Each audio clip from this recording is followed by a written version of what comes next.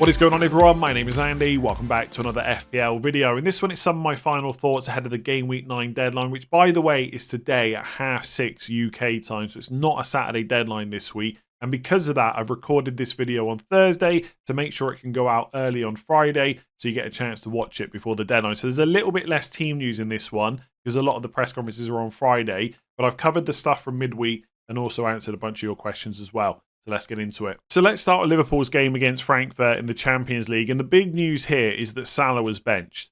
So the front three was Gakpo, Isak, Ekitike. Wirtz also played. Szoboszlai was in midfield, but Mo Salah was on the bench. That's the second time in 3 games in the Champions League that he's been benched for. There might be a pattern of home and away games here.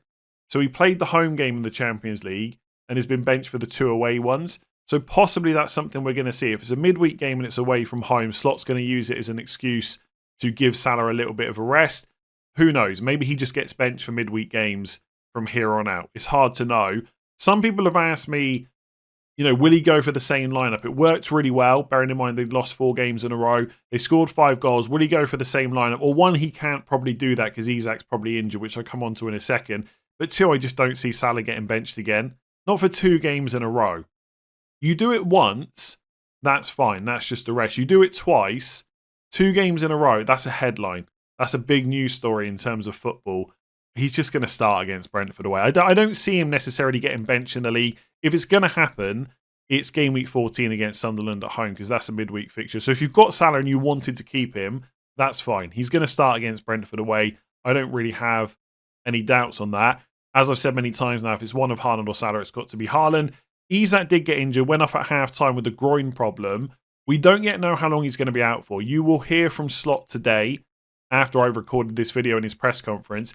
If Isak's out for a while, and what I mean by that is probably past game week 12, then I really like Ekitike at 8.6 million. If Isak's going to be back by game week 12, which is after the international break, then it's Brentford away, Villa at home, City away. And because of that City game, I'd be less worried about jumping straight to Ekitike, especially if his minutes are going to be a problem 12 onwards. But if you get some of those nice fixtures after the break, then Ekitike is a huge differential. So keep an eye on how long Isak might be out for. Gakpo scored again. He's looking like the attacker most people have got their eye on. And I don't mind it. His minutes have been very good. I think they'll continue to be. Can't promise you that he will never get benched. Can't promise you that he won't get subbed early. But I think his minutes are going to be some of the best in that lineup. So that's probably where to look. And like I said the other day, just keep an open mind from game week 12 onwards. When I tweeted last night that, or on Wednesday night, that, this was a reminder that Liverpool can score goals and lots of them and how good they are, loads of the replies where it's just Frankfurt. Frankfurt aren't very good. That might be the case, but game week 12, it's Forest. Game week 13, it's West Ham. Game week 14, it's Sunderland. Game week 15, it's Leeds. Between 17 to 19, they've got Leeds at home. So they play Leeds twice in the matter of a few game weeks, and they got Wolves at home.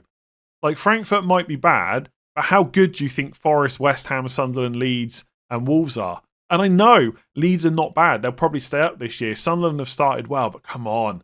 This is Liverpool we're talking about, right? Not to sound like Gary Neville for Man United. Keep an open mind. You probably will get to game week 12 and want at least one Liverpool player. And it might be Ekitike, it might be Gakpo, who knows? It might be Wirtz. You might want to go back to Salah, I don't know. But just keep an open mind. Elsewhere, Frimpong also got injured. Hamstring problem. So presumably Bradley just comes in and plays lots of minutes. I don't think I would go there though. Because you've got that international break. Bradley's not necessarily nailed long term. And even if Frimpong's out, if Slot thinks, this game I don't want to play Bradley or he needs a rest, he could just play Szoboszlai at right back. Now, I think Liverpool are better when Szoboszlai plays in midfield, but that is an option for Slot to play him right back. So I personally wouldn't risk Bradley. If you want a Liverpool defender, it's got to be Van Dijk. Maybe Konate if you want to save a bit of money. So for Chelsea's midweek game against Ajax, there's quite a bit of relevant information from an FPL point of view. So in defence, they lined up with Caicedo right back, then Fofana, Tosin and Hato. So that means that James got a rest, so did Cucurella. Achimpong you'd expect to come in or back in as well, and Chalobah too. So the prediction for the game week 9 back 4 will be Reece James and Cucurella fullbacks, and then Achimpong and Chalobah as the centre back. So if you're looking for a Chelsea defender this week, you could maybe argue to buy any of them. I still think that Tosin could easily come in and play alongside Chalobah, so I wouldn't go for Tosin or Achimpong. I think Chalobah at 5.1 is quite nice value. If you're confident in Reece James's fitness, then definitely look at him as well. I think Cucurella is fine, but just maybe a little bit too expensive. In terms of the attack, Enzo Fernandez started, which is interesting because Enzo Maresca said they have to protect him, but maybe that was just a little bit. Maybe what he actually meant was they had to protect him. That's why he didn't play the previous game. But the way he said it was if they have to protect his minutes going forward. That didn't happen. Well, it kind of did. He got subbed at half time, but the fact they threw him straight in from the start means they must be fairly confident in his fitness. And the fact he came off early, as long as Maresca in the press conference doesn't say there's an issue there still, you'd expect Fernandez to start game week 9, and therefore he's a pretty good option.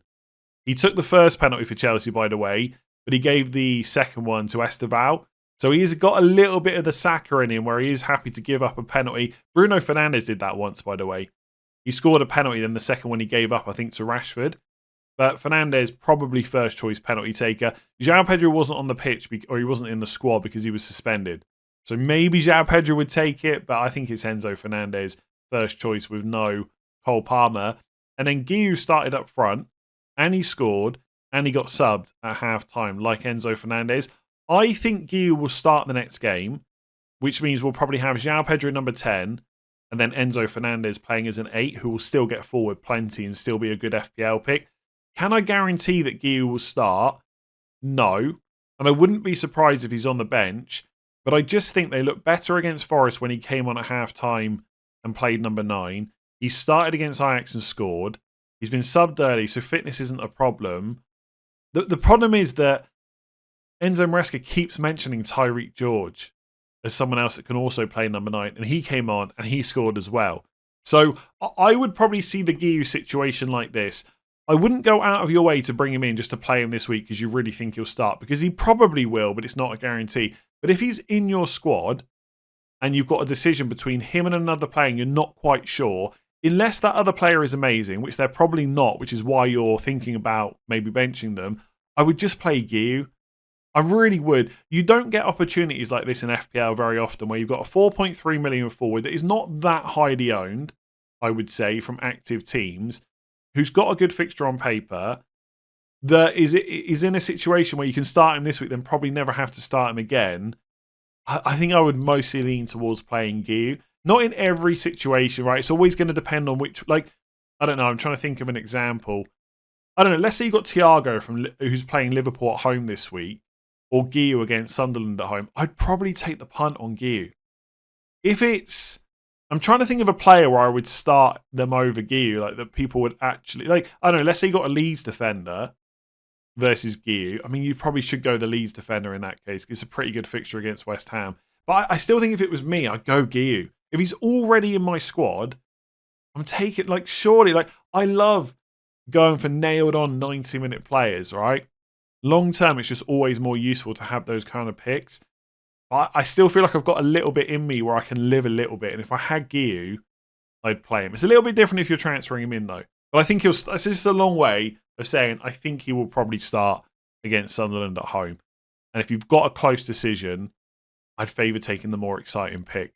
Just bear in mind, he could start and get subbed at half-time again. Like, that is a possibility. We've just seen it against Ajax. So I forgot to include Man City's Champions League game in the game week preview the other day, so I'm just going to talk about it here instead. The big news really is that Foden and Reijnders were both benched. Now, a lot of the times when a player gets benched midweek, you just think, okay, that means it's really good for their minutes going forward. But with Man City, I'm always a little bit less sure about that. Personally, I think Foden will start.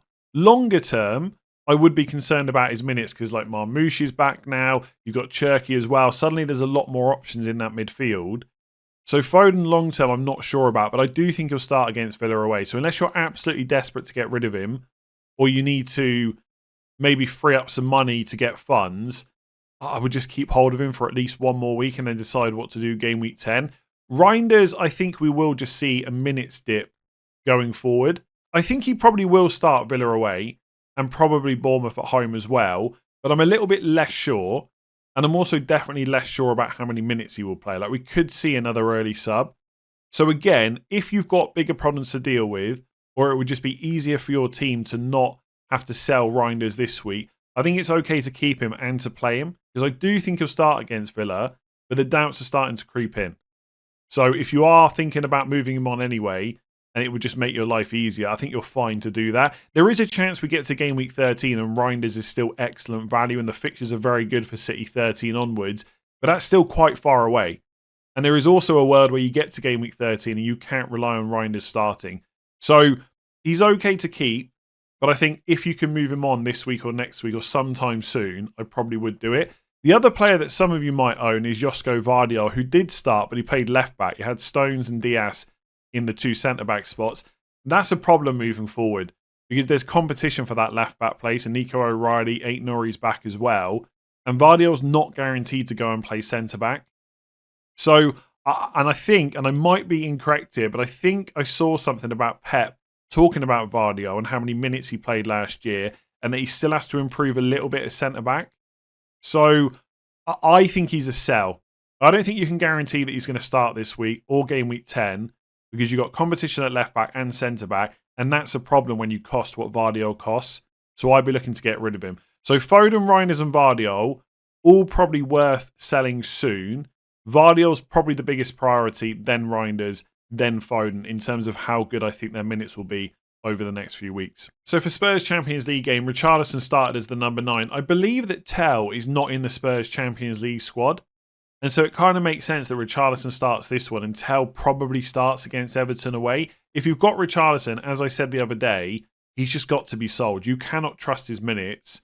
Therefore, he's not a great FPL pick. So I would definitely sell him if you've got him. Plus the fixtures for Spurs are about to turn anyway. Like Everton away is okay. Then it's Chelsea at home, which is not great. Man United at home is okay. Then it's Arsenal away in 12, not great whatsoever. Fulham at home in 13 is okay. And then it's Newcastle away in 14. So basically every other week they've got not a great fixture. So Richarlison can definitely go. Kudus is the one that if you own, you could probably make a case just to hold on to for now because he always starts. And in isolation, Everton away is probably fine. Man United at home in 11 is probably fine. But I do think sooner rather than later, you're better off moving him to a different midfielder. Like Kudus is fine, but he's not like there's no way you would include him on wildcard right now. So if you've got bigger issues to deal with, keep hold of him. But if you get a spare transfer soon, I'd probably sell him. And then the player that some people have that didn't start is Xavi Simons. He's another player, not quite at the Richarlison level, but I would look to move on soon. Like any time I think about midfield replacements for my own team, Xavi Simons is never part of the thinking whatsoever. The minutes are not amazing. He's not playing 90 every single week or anything like that. In fact, I am just going to double check that because I haven't looked recently, but I don't think he is. I think there's been some early subs in there.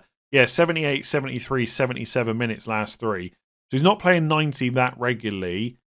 He's just not doing that well either.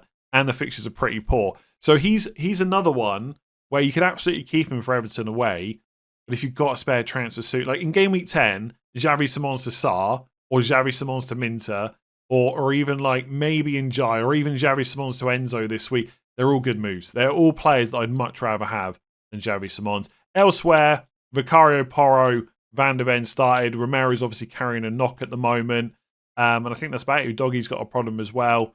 So yeah, Van der Ven should continue to start, so will Porro. But I think I don't see them as massive problems, but with the fixtures they've got coming up, I mean, to be fair, Van der Ven you could bench because of his price. Play him against Everton, maybe play him against Man United, play him against Fulham, play him against Brentford in game week 15. He's not a huge issue to hold on to because of his price. He's benchable and because he's a defender.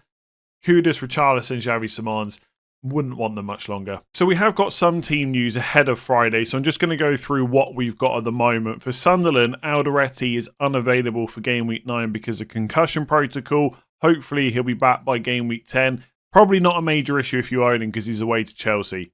So presumably you're going to bench him. But if you happen to be in a position where you were hoping to play him this week, he's not going to be available. So you have to deal with that. For Leeds, Perry is available. Probably not a major issue for most people. You're probably not sat there with Darlow on your bench or anything like that. But if you've got Perry, he's going to be back. West Ham at home, not a bad fixture to play him in. West Ham, Mavropanos is unavailable. So is Fulkrug still, etc. The biggest news really is Fulham. So we've heard from Marco Silva. Muniz is out. Wilson is a doubt. I doubt that either of those players are highly owned. The big one is Joachim Andersen. So he's out for game week 9. That is confirmed.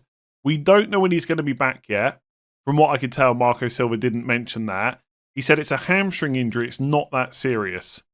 So, on that news, I'm probably going to keep him for my team. Because if you look at the fixtures that Fulham have got, bearing in mind he's only 4.5 and very good for defensive contributions, Game Week 9's Newcastle away. Wouldn't have expected many returns anyway. Wolves at home is good. I don't think he's going to be back for that though. So it will be annoying for him to miss that. But 11 is Everton away. Then you've got an international break. So Game Week 12 is the 22nd of November. So if it's a hamstring issue that's not that serious, there's a good chance he's back for Game Week 12. And between 12 and probably 18, there's some very playable fixtures for him. Sunderland at home in 12. Palace at home in 15 is not easy, but if you had to play him, wouldn't be the end of the world. Burnley away in 16, Forest at home in 17, and West Ham away in 18 as well. So I think, unless you're desperate for that position to be available for you, as in if you needed Joachim Andersen over the next few weeks, I would just hold on to him. He's such good value. So if he's going to be back by 12, which is not a guarantee, by the way, I'm just guessing based on what Marco Silva has said and the fact we've got an international break, I think he's worth holding. There's 1, 2, 3, 4, 5 fixtures between 12 and 18 where I wouldn't mind playing him. And taking him out, like if you take him out, you're not necessarily going to be forced into having to bring him back. So it's okay to move to a different defender. I'm not trying to say that it's not, but it might save you a transfer by not doing it now. So I would say keep him. If he's like your third defender, it's a bit different. But if you're like me and he's your fourth or fifth, and you can cover him in the next 2 to 3 game weeks, I'd probably hold in most cases. So let's get into some of your questions. Would you play a Leeds defender over Reijnders this week? So I did say earlier on, I think Reijnders will start, but I guess there is some doubts there. And Leeds, probably the strongest of the newly promoted sides, or at least that's how I think it will end up by the end of the season. West Ham looking pretty bad. There is a good chance of a clean sheet there. Like Leeds will probably win that game. Now, I guess the one player that would always concern me is Jarrod Bowen. But if Leeds can lock him down, where else does the goal come from in that West Ham team? So I think because of how good the fixture is, and because Leeds are a strong enough team, I'd probably play Rodon. In general with Reijnders, I wouldn't force him out. I wouldn't take a hit to get rid of him just to not play him. I'd rather play him and then move him in a different week. But if you've got a player that looks pretty decent this week, I'd probably lean, that you know is going to start, I'd probably lean more towards them. So if you've got a choice of Reijnders versus someone else and the other player's got a pretty good fixture, you know they're going to start 100%, I'd probably play the other player. But if you have to play Reijnders, I think it's also okay. So is Vardy a keep or sell, and who are the best defender replacements? Now, I kind of touched on this earlier when I was speaking about Man City. I think for me, Vardy is probably a sell. If you wanted to keep him this week and chance it and put him into your 11, I don't mind it. But I do think there are concerns about his minutes going forward. In terms of the best replacements, forgive me, I was very lazy with the graphics here. I just put text up only. If you're looking to stick in and around the price of Vardy, then Arsenal is your first port of call. So if you don't have double Arsenal defence yet, or even one Arsenal defender and you've got a spare slot, I would buy Gabriel first and then Timber. Nothing wrong with Saliba, nothing wrong with Calafiori. Gabriel and Timber are just my favoured options. Gabriel, as I've mentioned before, I just think it's pretty much guaranteed minutes. He's such a threat from set pieces as well. And Timber's attacking numbers are also really good. Munoz is also, I would say, one of the best premium-ish defenders right now. Not ideal to buy him this week. So if you're already on double Arsenal defence and you wanted to keep Vardy one more week, then buy Munoz next week, I get that. People with Munoz in their teams are probably going to play him this week, I think, against Arsenal. But I still don't know if I'd bring someone in before they're playing Arsenal away unless you absolutely have to. But I just think Munoz has reminded us the last couple of weeks that, yes, defensive contributions are really important, but so are attacking returns. And his attacking numbers are just absolutely ridiculous. Best in the league from a defender point of view. And this is not a blip. He's been doing this for a long time. He's basically a right winger. He is excellent. I'm very jealous of anyone that's got him. And then you've got Van Dijk. Now, I said on my team selection video yesterday that I'm definitely not selling him. And I think that's pretty much the case because the fixtures are just so good. I understand why no one would want to bring him in right now. But Brentford away, Villa at home is fine. Then it's City, which is bad. But then after that, the fixtures are good for ages. Basically, Van Dijk goes in your team, and then you play him every week apart from maybe game week 11. So I wouldn't completely write him off as an option. The fixtures are good. I think it's more likely that Liverpool turn things around than they just continue as they are. The clean sheets will come. He's been really good for defensive contributions. We know he's got goal threat, and of course it's annoying that he keeps doing it in competitions that aren't the Premier League, but eventually those goals will come in the league as well. He's not bad, but I would definitely go to Arsenal and Munoz first, and then Van Dijk after that. If you want to go cheaper, you could target Everton defence. They haven't got... the fixture run is not bad coming up. I mean, it's Spurs at home this week. You wouldn't usually buy a player before that, but it's not awful. He's 4.5 million. He's got genuine goal threat. If you want to go cheaper than Munoz, you've got Reijnders. Chalobah, if you want a Chelsea defender. I don't mind Reece James, as I've discussed already this week. But Chalobah, for me, feels like the slightly safer pick in terms of minutes and fitness and stuff like that. If you've already got Senesi, you could potentially double up on Bournemouth, I guess, with Truffert. But I don't think most people would want to do that. Or you can go and get Dan Burn. Now, I don't think he'll be as good for defensive contributions in this left-back role, even though he got them last week. But he's probably the best option from that Newcastle defence. And the fixtures for the next 4 or 5 weeks aren't too bad. And long-term, they're pretty good. So I think once that, like, anyone that's got a Newcastle defender right now probably has no plans to sell them for like 8 to 10 weeks plus. So you can kind of put him in now. Not bad fixtures in the short term. And pretty good longer-term fixtures as well. So my priority would be Arsenal, then Munoz, maybe Van Dijk if you want to put lots of money in your defence, but make sure you're comfortable doing that before you do it, because there's going to be no point soon where it's going to be that justifiable to sell Van Dijk, in my opinion. And then I quite like Keane from the cheap defenders. He's super low owned. Everton defence not bad, and he has got genuine goal threat. He's not as good as defensive contributions as Tarkowski, but he'll still pick them up every now and again. So I quite like him as the cheap picks. But Chalobah, Newcastle defender, picking up Senesi if you've got the money, they're all fine. So despite João Pedro's fixtures, is it worth looking at selling him to Voltemada or Mateta instead? João Pedro has been super frustrating for many weeks now. He's not taking many shots. He's not getting any FPL points. I do understand why people are looking to get rid of him. But if he's already in your team, I think there's zero justification for selling him before Sunderland at home. Like, Voltemada is fine, but he doesn't have a better fixture than what Chelsea have this week. And Mateta certainly doesn't. Like, if you're thinking about doing João Pedro to Mateta, you do it game week 10. And I'm kind of okay with that move. If that's the luxury move that you can afford because the rest of your team is good, then absolutely make it in game week 10. But don't do it in game week 9. Like, if you've got Mateta in your squad right now, you can probably make a case to start him. He's nailed on, the minutes are good, he's on penalties, etc. But Arsenal away is tough. Sunderland at home is not even anywhere close to that level. So I wouldn't sell him until game week 10, and I probably wouldn't move into Voltemada. Like, the shots are pretty low. He's not a number 9. I actually tweeted on Thursday that João Pedro has 15 non-penalty goals in his Premier League career. That's 3 and a bit seasons now. He's averaging a non-penalty goal every 419 minutes that he's played in the Premier League. Now, he's playing for Chelsea at the moment, so maybe that will help him improve those numbers. But that's not what we've seen recently. So he's not essential or anything like that. But when you look at the fixtures, Sunderland at home in 9, Wolves at home in 11, Burnley away in 12. If you were hand-picking fixtures, you probably wouldn't pick too much different to that. Spurs away in 10 is probably the most difficult one. If you had to keep him for that, it's not the end of the world. So I wouldn't sell him this week for pretty much anyone outside of Haaland. If you want to sell to Mateta, I would do it in game week 10. If it's to Voltemada, fair enough. But I think with the fixtures Chelsea have got, I'd rather just keep João Pedro until 12 and then maybe look to move to Voltemada after that. If you're thinking about buying João Pedro, fair play to you because you're really looking at fixtures over form, which I like. I think it's okay, but as I've already said this week, if it's a case of buy João Pedro this week or wait a week and buy Mateta, I definitely prefer waiting and buying Mateta. If you've got Mateta already in Haaland, for example, and you want to buy João Pedro, and that's your squad structure, 3 up front most weeks, I think it's fine. I think it's fine to take a punt on João Pedro, for Sunderland at home. I just know that if he blanks, you're going to be panicking straight away.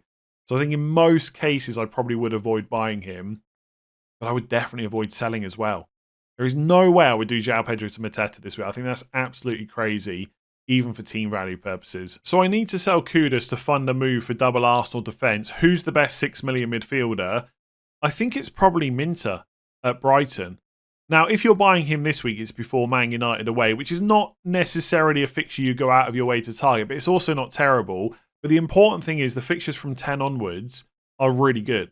Leeds at home in 10. Palace away in 11 is also not that easy. I understand that. But he's only 6 million, so I guess you've got to set your expectations for what you're expecting from him anyway. But then it's Brentford at home in 12. Forest away in 13. Villa at home in 14. And I believe the good fixtures last quite a while after that as well, because I'm looking at him too. Yeah, West Ham at home in 15. Liverpool away in 16 is tough. But then it's Sunderland at home. Then it's Arsenal away, which is tough. And then it's West Ham away, Burnley at home. So most of the fixtures from now until game week 20 are good. From everything we've seen so far this season, he's nailed on. And his underlying numbers are good as well. He's getting roughly 0.4 to 0.5 expected goal involvement per 90. And importantly, he's not getting that many early subs. He's averaged 85 minutes per start. There's not much competition for him on the right-hand side. If Matoma's ever out of the team, he can play on the left as well. I think he looks good for 6 million. And also, if I just quickly go to midfielders costing, let's just do 6.3 or below, how many of these players would I even consider as an alternative to Minter? Caicedo, not for me, although he did score again midweek. Maybe he's just going to have that season where he just continually scores goals, even though his expected goal threat is really bad.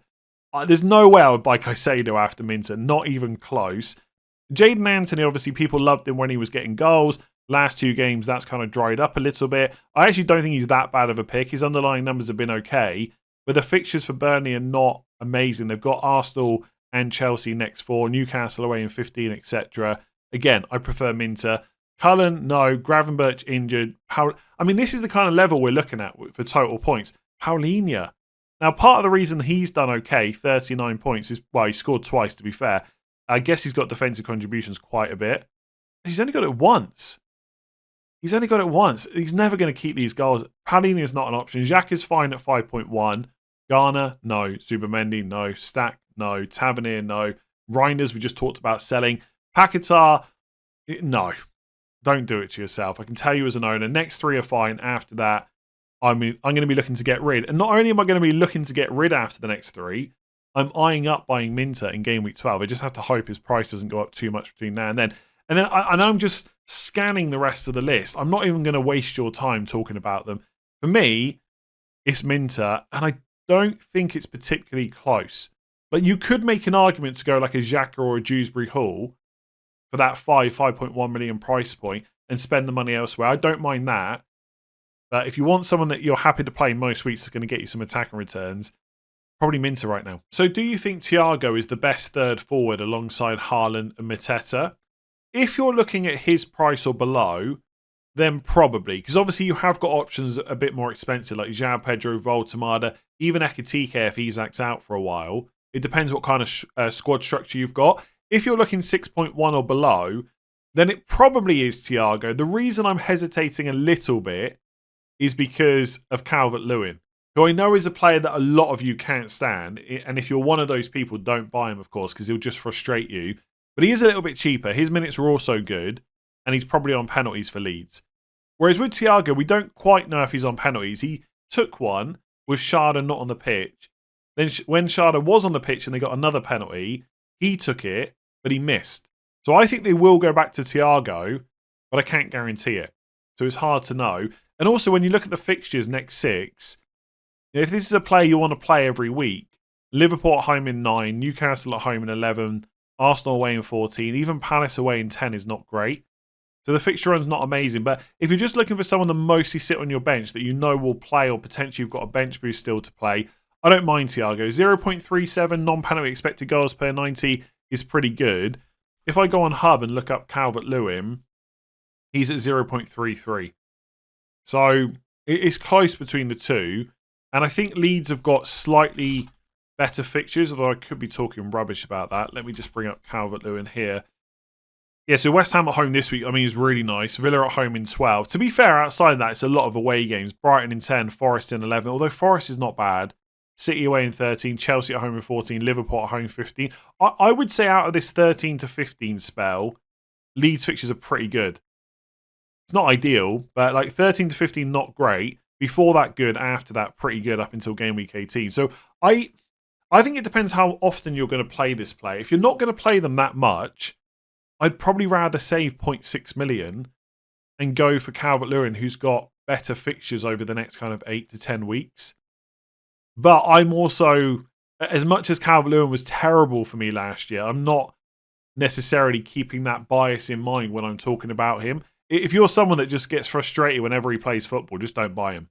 And Thiago's fine. The other option is just to go for someone really cheap. Like if Evan Nielsen's out for a while, which again, I've not heard from Iraola, you will hear before the deadline. Krupi Jr., of course, at 4.5. Especially if your plan is to never play your third forward. Just go for someone like him or Guiu at 4.3. I think the answer to this question basically depends on how your squad is set up. For me, for example, I've got a really lot of money in my defence. So a lot of weeks I can play a 4 at the back, maybe even a 5 at the back if Anderson can get fit. In which case I need my third forward a little bit less, so I would value going really cheap like Guiu or Krupi Jr. If you're not set up like that, your defence is a little bit weaker, and you might need this third forward more often, then it's probably Thiago or Calvert-Lewin. It's difficult to say Calvert-Lewin because he's blanked recently, and Thiago's just got 2 goals, but he got 2 goals against West Ham. Oh, sorry, he only got 1, sorry. The other one was offside, but it was against West Ham. Who's about to play West Ham? Calvert-Lewin. I think if I was buying either of those two, I think because I'm an idiot and I can't forget what happened last year. Sorry, I have forgotten what happened last year. I'd probably go Calvert-Lewin and save the money, basically. Yeah. So we're going to come down to how often you have to play him.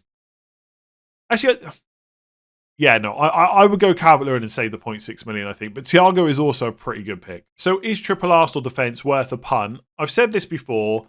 Triple Arsenal defence is absolutely viable. If you want to go for 3 from Raya, Calafiori, Timber, Gabriel and just hold it for a while, that is absolutely a reasonable thing to do.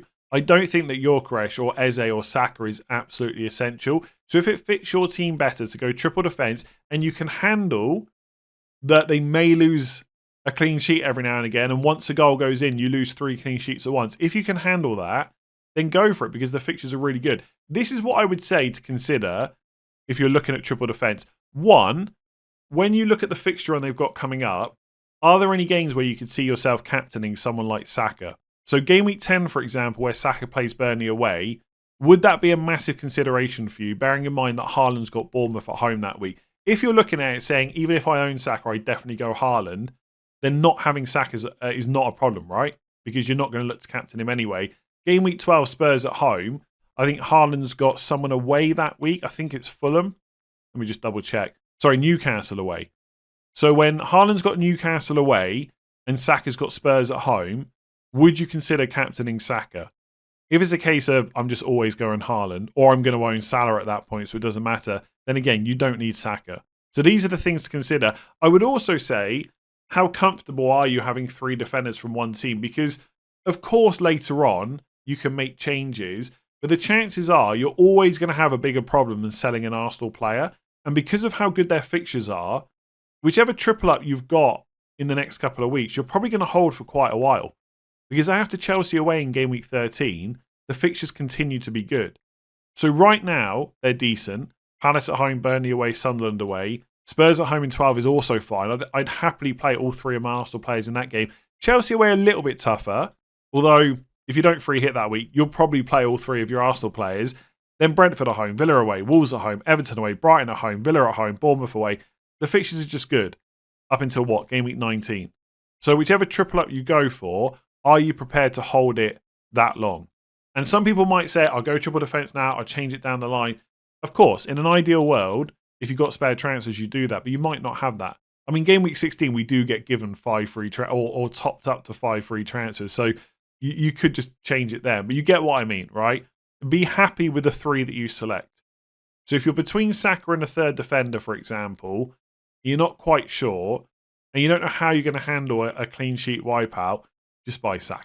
It's probably just the easiest way to do it. I had triple defense last year for a small period of time, and it was really fun because it really worked out well. But it is horrible watching their games because you know one goal is going to wipe out 3 clean sheets. On the flip side, though, before everyone tells me it's a massive risk, you only need 1 clean sheet for 3. You only need Arsenal to keep a clean sheet. Suddenly you've got 3 defenders that have all got points. So, yeah, it's worth a punt if that's something you want to do. I probably will not be doing it because it's just extra transfers, basically. So, and what I mean by that is for my team, you know, I would have to sell Yorkeresh to free up a spot, and then I've still got to handle Reijnders. So if that's not Saka, it's got to be someone else, and then I've got to swap a defender for an Arsenal player. So instead of doing Yorkeresh and Reijnders to Saka and a cheap forward, I'd have to do Yorkeresh to, let's just say, Mateta, Reijnders to Sarr, and then switch a defender as well. So it's like an extra transfer, which is probably why I won't do it. But I am more than open to it. I think it's really good. There you go. If you enjoyed that video, make sure to give it a like and hit that subscribe button. I'll be back at 4:30 UK time today for the deadline stream. Obviously, usually I would handle or cover more team news and stuff in this video, but because it's a Friday deadline, I've had to record this on Thursday, and most of the press conferences are on Friday. So if there's any major news, we'll obviously talk about it in the deadline stream later. Hopefully that's okay. Most of the next few deadlines are on Saturday, so we can do the usual final thoughts Friday afternoon. Thanks for watching, and I'll catch you for the deadline stream later on.